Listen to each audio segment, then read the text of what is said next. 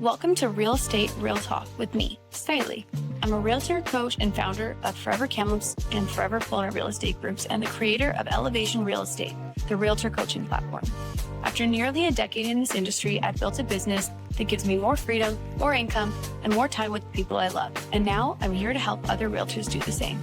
This podcast is for agents who want to build a thriving real estate business without burning out.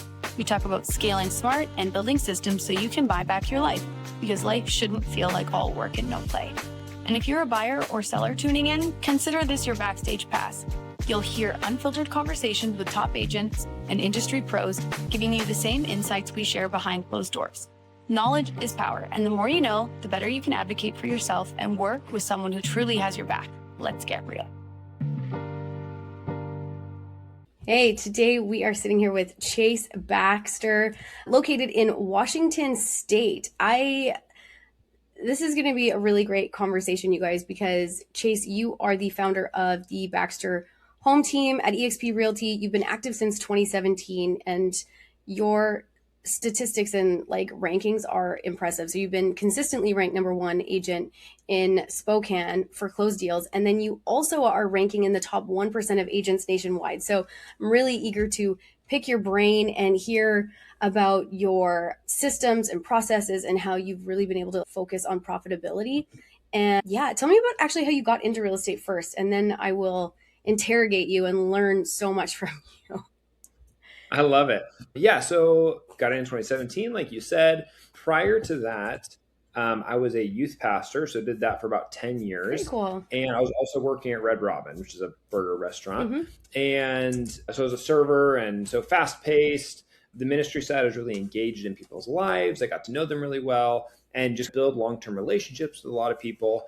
And after graduating college in 2017, I was reflecting on, hey, what are the things I really like doing? And so for me, it was, okay, I like engaging with people. I like building relationships, and I like adding value to whatever situation they're in life. And reflecting on that, I had bought a house in 2015, had a really good experience, and I loved owning a home. And so for us, we were able to rent out part of the home to another student that was going to college. My wife and I bought it. We rented out part of it. She covered half our mortgage. And I got to go in, renovate it, redo the floors. They were terrible, painted it, and it didn't look good still even after we did it. But we loved it, and it was ours, and we got to spend all this time investing into the property and just loved the experience of owning a home. Yeah. So looking at, okay, want to add value. We love home ownership. I think I'm going to get into real estate. So I literally just applied at some brokerages and said, okay, what do I do? And they said, oh, go get your license and call us. And so I did that. I graduated in May with no plan at all. Started interviewing middle of May, had a baby middle of June. The week after that, I got my license, and 2 weeks later, I sold my first house. So, oh my gosh, hit the ground running, and yeah, life hit you fast in 2017. Oh my goodness, it was really exciting couple months. And then now you have 4 kids. So how do you feel about being an entrepreneur, running a team and having 4 kids? Like I mentioned before, I have my own 2 kids, and then I have 2 stepkids, and I'm like, holy cow, that's a lot of kids. So rewarding. But how do you feel about trying to juggle all those hats? Oh my gosh, I love it. So being a dad is the best thing in the world. I love it. I wouldn't trade that for anything. And so looking at my business and kind of my priorities, everyone says, oh, my priorities are my kids, my priorities are my kids. But practically very few real estate agents actually have boundaries in their life so they can actually be there for their kids. And so that's something that for me, I was like, no, that's a hard no. I'm going to make sure that if there's a sporting event, I'm actually there. If there's an opportunity to coach a team, I'm there. If they're in a play, if they need help with homework, whatever that thing is, I want to make sure that I can be actually engaged as a dad. And so I've created my whole business to reflect that as my priority instead of letting the business run me. And I think any agent listening can relate. Real estate's hard. It's a grind. There are times that a client needs you at 6:30 p.m. to go do a showing. So how can you balance that out and still allow time for your family? And so that's what I've worked on. It's been years in the making, but the last 2 years, we've really got it dialed down. For really good admin staff, I have good systems for showings so that I pretty much work I drop my kids off at 8:30 at school. I get in the office by 9, and I'm usually leaving by 4:30 unless there's a sporting event, and then I'll leave earlier, and hardly ever work nights, and I don't really ever work weekends. The dream schedule, and I closed 81 units last year. That's amazing. I love that you have created some systems like this, because it's one of the things that I coach to as well. Because when I got started in real estate, I just was grind, and my business was running me. And I actually missed some really big moments for my kids. My daughter is a little bit older than your oldest, and she was born in 2015.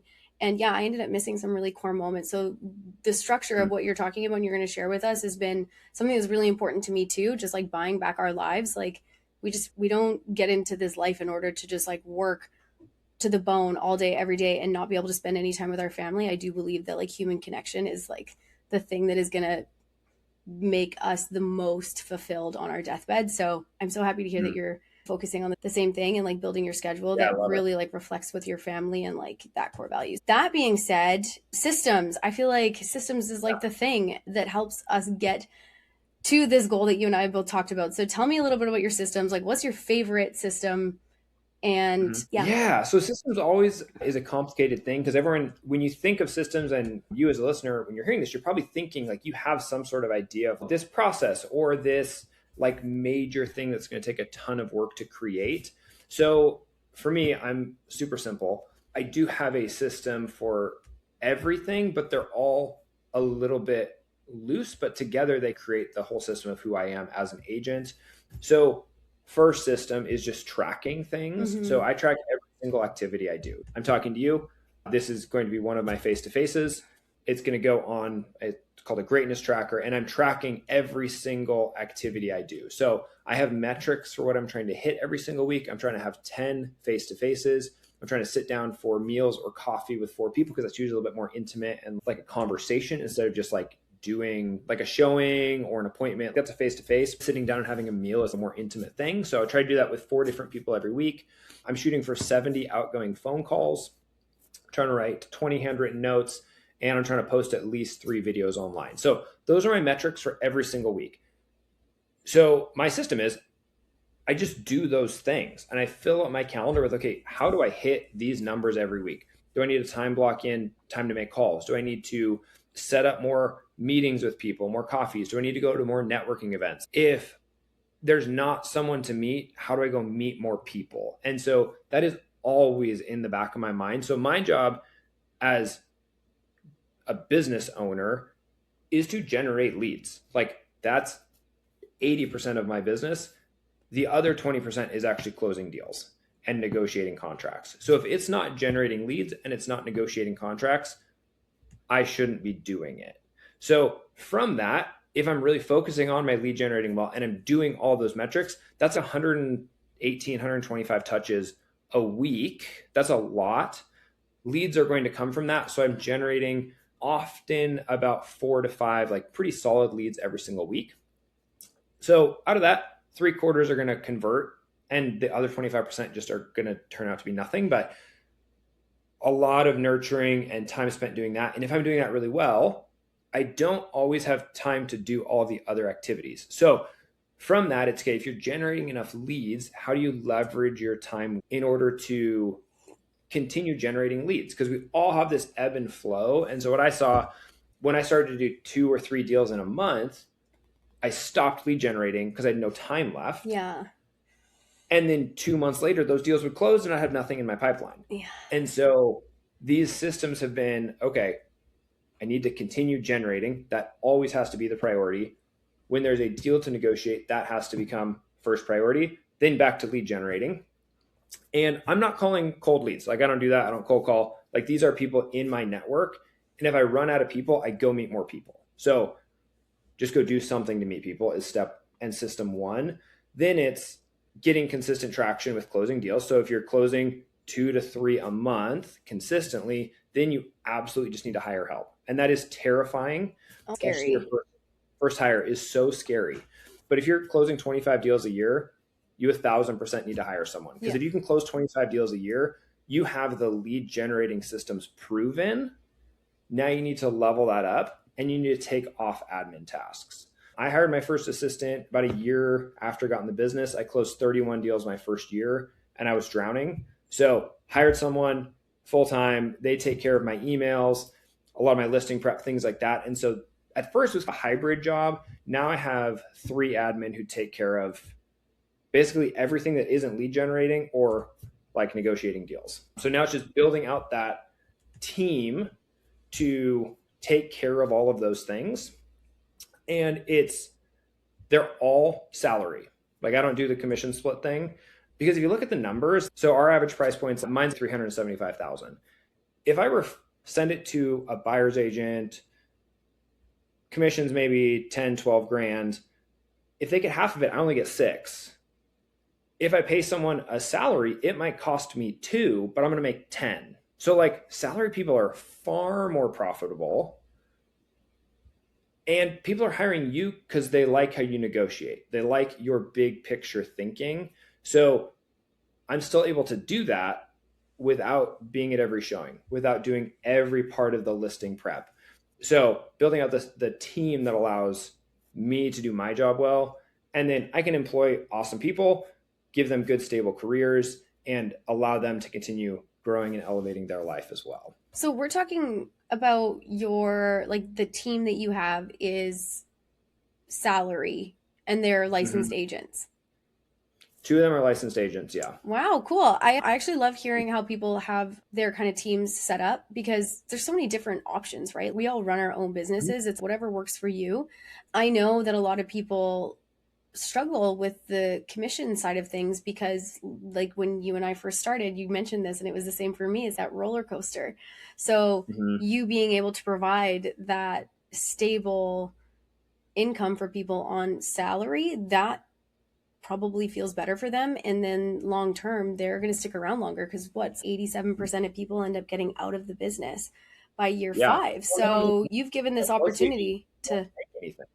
Yeah, it's sad. They'll make 60 grand a year working, like struggling 40, 50 hours a week. Wouldn't you rather just make a $50,000, $60,000 a year salary, have like clear structure on what you're doing, and then if you're able to generate leads, do things like that, there's growth opportunities there, but it's not fully reliant on you going out and hitting the ground hard. Yeah. So yeah, that leads me into my next question then, because we were chatting about systems and stuff. And then now after you make income, this is a huge kind of hole that people fall into, is that they kind of spend their paychecks before they even hit their bank account. So obviously this isn't the salary people we're talking about. We're talking about the people who are on the commission side of things. So you've seemed to figure this out, how to make it really profitable as well. So I'm curious to know how to track your numbers on like the commission side and how to allocate and make sure that you're not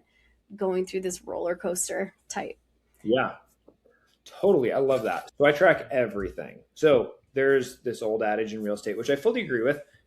Don't count your commission before the deal closes. Yes. I like that. On the other side of it, we're business owners. And so there's a mindset shift that you have to take from, hey, I'm a real estate agent, to I am a business owner who does real estate.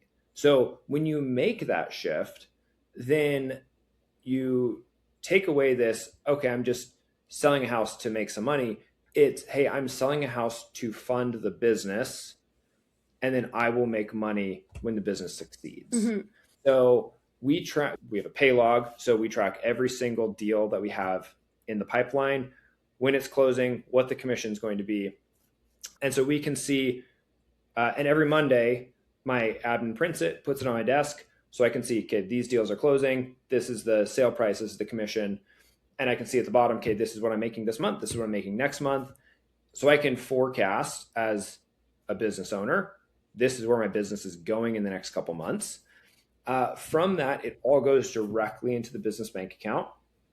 We keep about 3 months of expenses in there, which our business expenses are about $33,000 a month. So we keep about 100 grand in that account, just sitting there in case we have slow months, because we do. Yeah. And when money goes in, business expenses are paid. Again, salaries are paid, all of those things. When there's money left over at the end, then I am paid. one, that forces me to be really prudent with spending. I can't just crazy overspend because I get paid last. I think there's a lot of benefit to getting paid first. There's books on that and things like that. For me, I like the motivation of getting paid last, because if I'm not producing, I don't make anything. And my team still needs to get paid. Like, they're on a salary. Mm-hmm. And for me, it's a mindset shift of, okay, I have to produce and do more so that I can feed their families. And then hopefully my family gets fed as well. And so we aim for 50% profitability. Last year, about 46%. So we had about 875 GCI, and I took home about 425. Amazing. So still super profitable. And that is with paying 3 people on salary and paying hourly for agents to cover most of my showings. Yeah, no, So, it sounds marketing, super. all the other things.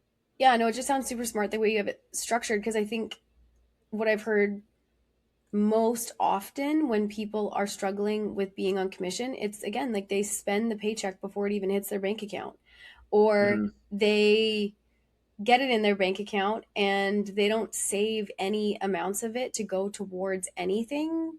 And all of a sudden, they don't have the income in order to continue generating leads, right? Because they spent it on something else. So I really think that it's smart to keep what's left over, not take what you want first and buy yourself all of the fun things and then use the rest to grow your business. That's backwards, in my opinion. Yeah. So what are some other like blind spots that people usually have in your experience for getting into real estate? Because that's something that I've noticed a lot. Yeah. Have you noticed anything similar? Yeah, absolutely. I think most agents are under the assumption that deals are just going to come. Oh, I just post a couple of videos and like people will call me and want to work with me. I've never seen that be the truth.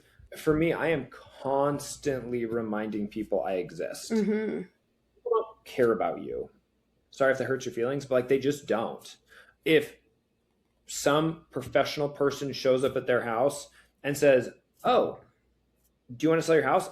If they're thinking about it, they're probably just going to say yes and work with that person. They're not going to say, "Oh yeah, my friend Sky, definitely going to work with her." Like they're not. They're going to forget you exist. So my job when I'm talking about like lead generating is I just want to remind people over and over and over and over again that I am here and I'm ready for them when they're ready. I'm not going to push them to sell, but all of my outreach and things is just to stay top of mind. Yeah. So I think that's something that is a huge misconception, especially for new agents, is the deals just come. People just remember they're excited to work with me. They're not. Like, you have to stay in front of them, and that's really hard. And you have to put yourself out there a lot for there to eventually be some sort of return. I'm at a point in my business where, because we have been pretty successful, we do have good word of mouth and things like that, that now there are more referrals and higher client retention as a result. But it is still a grind, and it is still continuing to push and remind people that there's a reason you're going to call me and not talk to the person who shows up at your doorstep at the right time. So yeah, so my encouragement to any new agent is just go do something. Anything. Go to a networking event. Call people. Go have coffee. Literally anything. Like, go join a pickleball club. Go join a running club. Go to church. Whatever. Be around other humans. Period. I mean, I've closed 8 or 9 deals from a run club I was a part of 7 years ago.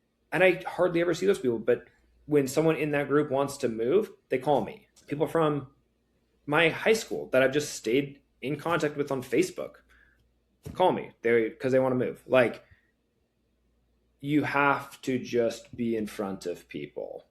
Like, that doesn't ever stop. And you look at like legacy agents that are successful and have been successful for 20, 30 years, they are still in front of people. They just do it differently, and it looks effortless for them because they've been doing it and they're the hot stuff in the room because they've done it a long time. But as a new agent, you just have to step into that room and do the same thing.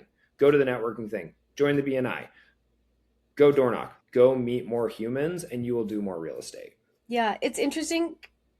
I've had that pop up a lot too, where people are like, "Oh, like I grew up here, so they're going to call me."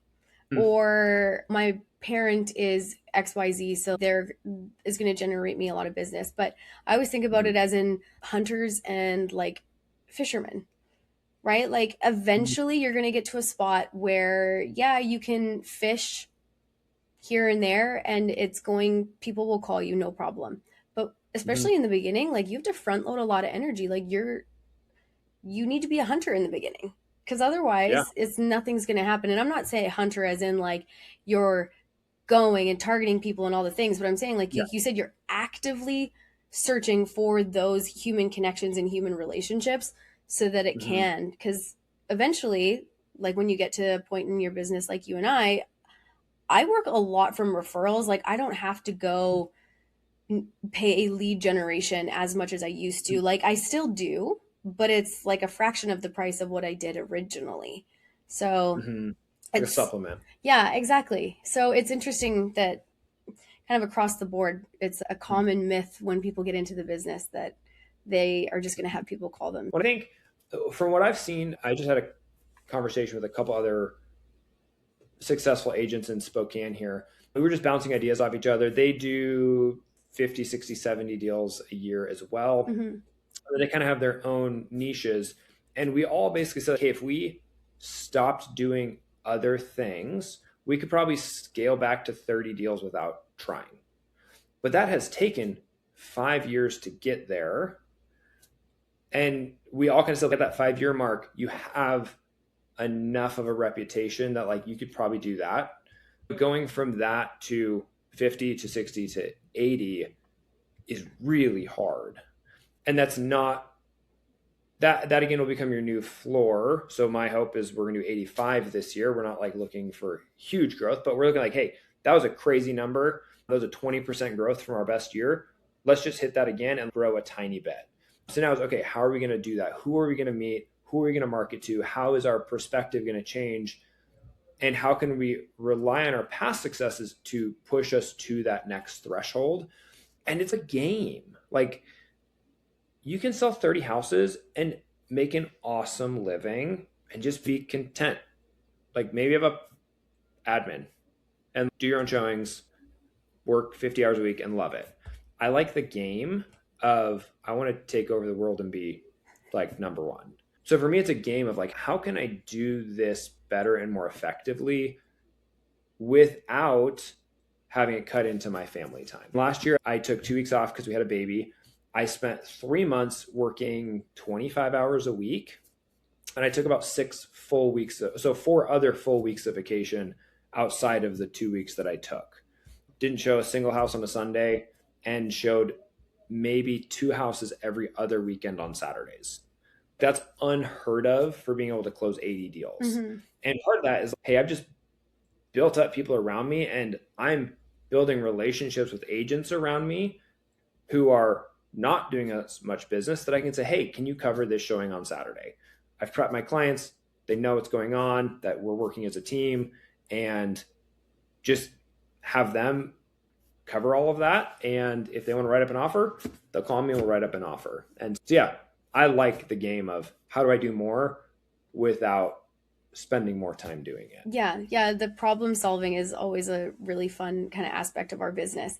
So then we've gone a little bit in circles on a couple different topics that I want to touch on. And that is delegation and focusing your energy on what matters. So obviously that's how you ended up building the business that you have, and how even though you're already at like 80 deals, you're like, I can still scale more. And that's because of the delegation and focusing your energy where it matters. So I'm curious to know kind of like what you are delegating, and if somebody, like advice you can give agents to like, this is where you should really be focusing your time. Yeah, I'll start at the beginning and grow to where I'm at now. Step one, if you're hitting 25 deals a year, you have to hire a full-time admin. Like that would be my non-negotiable advice. That person should be taking on any sort of busy work, and they should be doing transaction coordinating on the backside. So if you have to call a lender to get an update, that's a mistake. That admin should be taking your emails. They should be answering your phone when it rings. So you should have an office number that it goes to, that they pick it up. they can take a message, they can transfer it to you, whatever. But if you're answering requests for showings, if you have to call and get feedback from showings, if there's bills that have to get paid and you have to write checks, like that's a waste of your time. Mm-hmm. That's a $20, $25, $30 an hour task that needs to be delegated. So when you hit 25 deals, hire first admin, I was able to do that very quickly. And my hours were able to cut back about 20. So I went from 60 to 40, 45 very quickly when I hired a full-time admin. They didn't take 40 hours off my plate. They took 20. So that is step one of scaling. After that, then it's, okay, am I buyer focused? Am I seller focused? Then hiring a salaried agent to fill in that gap. So 2020, 2021, market was stupid. I had a full-time buyer's agent. Yeah. So he did all of my showings. So he was doing 40 to 50 hours a week of showings. It was dumb. And I would literally I was still just trying to generate leads. We'd be writing 7, 8 offers in a week. I would write the offer and negotiate the offer, but he was out showing all the houses. I'm negotiating the offers, and we'd win 1 out of 7. Like, it was terrible. It was not fun. Maybe you loved the COVID era, but I did not enjoy it. So we were very buyer focused. So we had that full time, and all he did was set up appointments with buyers, show them houses. That was it. Now the market shifted. We're not as buyer heavy. We did 22 buyers last year. So we had 59, 60 listings. Mm-hmm. So I have a full-time listing coordinator now who she comes with me on the initial appointment. If we're doing prep work on the home, so carpet cleaning, deep clean, carpet replacement, roof replacement, getting our contractor out there, getting a plumber to fix things, whatever it is, she is scheduling and arranging and paying for all of that. And my admin is still doing all the admin tasks. So she is doing all the prep work on that. And then I have agents that I pay hourly to help with showings. Mm-hmm. So then I don't have that salary. I end up paying anywhere from $600 to about $3,000 a month, having agents cover my showings. But again, you look at, if I pay $3,000 a month to have showings covered and I get 2 buyers under contract, I've made $25,000 and I've paid 3. That's business. Yeah. That's unbelievable. And you're doing the thing that you're actually good at, which is, I'm not wasting time showing houses. I'm negotiating your deal. Yeah. I don't show houses anymore either. Yeah. It's the amount of want you to negotiate the deal. Yeah. There's like, too many hours. And like you said, the skill set for the important piece is the contracts and negotiation. So I'm like, yeah, I had a deal that we just got under contract with a buyer.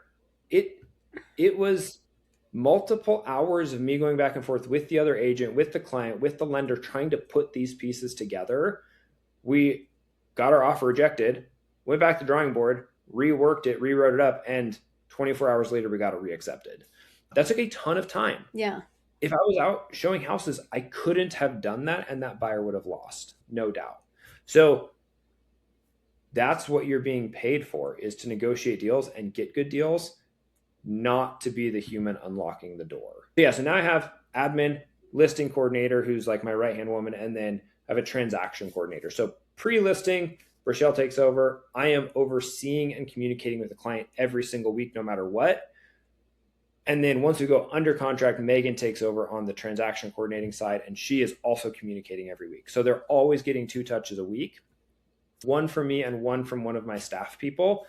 And then Fope is in the background doing all the admin tasks to help the business continue running, plan parties, sending out mailers, like doing social media, those kind of things. I love that. This is a selfish question for myself because it is something that I am running into, and you clearly have your staff organized. So do you have somebody who manages all of the admin, or do you manage them yourself? Because that's something that, as businesses grow and things change, I've gone through like ebbs and flows of different structures and you name it. And something that I've realized in the last year, I was like, where's my opportunities and like where? So I was like, the opportunity that I missed this last year is that I have been managing my own admin, and that takes a lot of time and energy as well. So again, just like trying to delegate, but you need things to be done right and done well, especially when you're running stuff at this scale. So I'm curious to know if you manage them. So Rochelle is my like right-hand woman. She does our listing prep. So listing prep is very intentional. And so she is in control of her schedule. She is also in charge of the staff. We're actually bringing on an agent who's going to be on a commission split. He has to generate his own business and stuff, but she's also going to help train and run like sales staff as we're trying to train and develop that side of the business. EXP is sweet because you have a downline system, and so she is under me, and then the team who is licensed is under her. So she has some natural incentive to help them. I love that. Yeah. And then she has buy-in, some consistency, and hopefully as we're generating people who are joining the business under us, she will get some ongoing revenue from that, which is sweet. But then I pay her a good salary as well. Average income in Spokane is like 60, 70,000. She makes 85. But then she also is licensed. She has the freedom to go sell houses. Her goal is to sell 12 this year. So if she can do that, then obviously her income will be $80,000, $100,000 higher. I'll get a small split of that because I'm managing her, but hopefully she will pay for some of her own salary in addition to also making a lot more money by doing that. And then she's also running the team side of things. So she's kind of the first point of contact for all the admin on, hey, we have an issue. Then she can deal with most of it. She also is a signer on my business account. So she cuts all the checks when there's problems. And if there's a big problem, then I'm brought in. I love that. Yeah, because it was definitely an opportunity that I noticed last year. And I was like, ooh, problem to be solved. There's always problems to be solved, but that was one of them. So I was curious to know how other people do it. Because when we have to manage everybody, that's like a full-time job on its own too. So I'm like, how do I'm not good at it. Yeah, no, neither am I. I'm the networker. I'm the negotiator, same as you. I'm like, I am not the organized, analytic person who likes to make sure that everybody's followed their checklists. I can create the system and tell you what you're supposed to do. But am I good at babysitting you? Not really. No. I'm not a babysitter. Yeah, I can't hard do to find that person. She is phenomenal. I love it. It took a very long time to find a Rochelle. Find good people is really hard. It is really hard. So I'm very happy to hear that you found someone and the system that you have set up. It actually makes a lot of sense, and I'm stealing it. Love it. Thank you. So let's wrap up though, because we're at our time. I don't want to lose anybody. We've had such a great conversation so far. If you can give me, this is what I ask everybody who runs a business. So what is a failure that happened when you first kind of got into business or within the first few years that you were like, that was a mistake, and you want other people to learn from that mistake too? Yeah, failure. I still do a lot of things bad. I think the biggest thing is I thought people cared about me. And I don't, like, I'm a super optimistic person. Like, I have a always sunny mentality. But I think as agents, generally, we tend to be a little bit on the vain side. Most of us, especially those who are like successful, we all really like ourselves. People like their faces on billboards. There's so many around here. And I'm just like, where is everybody's face? So, we I hear like feeling special. And so when we feel special, we feel entitled, we don't put in the work to actually do this, to understand the systems, to understand how to grow, to understand how to take care of our clients well. So keep a very humble attitude of, hey, people don't actually care about me. I have to be great and provide so much value that they remember me. And so increasing your skill set, listening to podcasts, having awesome people mentor you. I know we're both at EXP. Like, our hearts are that we can train those people who are joining in with us, that we can help their business grow and just continue pushing forward. So being around awesome people is huge. I didn't have that very much at the beginning. I thought people liked me and they'd just call me. I did put in the work because I had a new baby and I needed to, but if I hadn't had that, I wouldn't have done that. And you have to remember, people don't like you. You have to provide a ton of value so they will see value in you, and then you can have genuine relationship from that. I think that's really, really great advice, though. That's the first time I've heard somebody say that advice. And It's pretty dark. no, I really like it though, because you're right. People do get in and they're like, oh, like, people like me and I'm special and all the things, and they like their faces on all the things. And just like, if you're in this business for you, you're in the wrong business. You need to be in this business in order because you want to help other people. If it's not about everybody else and it's only about you, then there's going to be a problem. So yeah, I think that's really great advice. It's not about you. It's about everybody else. Yeah. So that's a better way to say it. That's much nicer. No, I like it though. I think sometimes people need tough love. So you be the bad cop, I'll be the good cop. I like it. I like it. Okay. Thank you so much, Chase. Awesome. Yeah. Thanks a lot. That's a wrap on this episode of Real Estate Real Talk. Whether you're an agent building your business or a buyer or seller trying to get the real story, thanks for being here. If this episode gave you clarity, confidence, or just something to talk about, I'd love for you to follow, rate, and share the show. It helps more people find these conversations. If you have questions or want to connect, head over to SkyleighMcCallum.com or come hang out with me on Instagram. Thanks for listening, and I hope you catch the next episode on Real Estate Real Talk.